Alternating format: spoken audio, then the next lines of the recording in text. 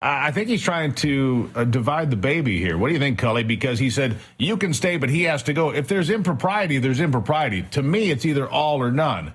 Where am I wrong?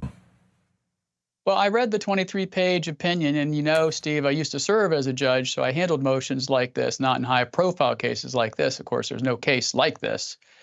But he made very strong findings of fact and conclusions of law, and he looked at three things. One, whether there was a conflict of interest, a direct conflict of interest. He said there was none.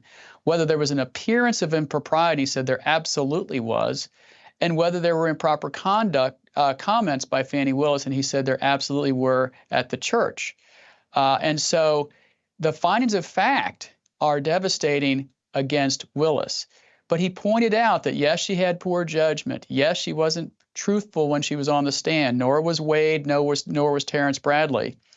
But he found that under Georgia precedent, there's not an automatic recusal standard for an appearance of impropriety. So he put the ball back in her court and is making her choose whether to stay on the case and keep her office on the case or boot Wade off. Her ego is going to make her obviously stay on the case, but I think this is an appellate nightmare for her. And the judge was, in a journeyman fashion, very shrewd in his opinion.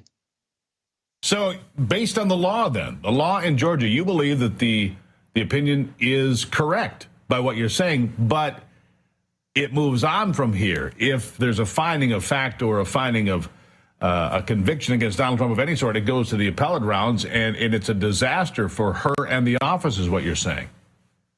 That's right. However, of course, the defense here can appeal this ruling. I think it was written in such a way that it will withstand appellate scrutiny, and so it's very well written, by the way.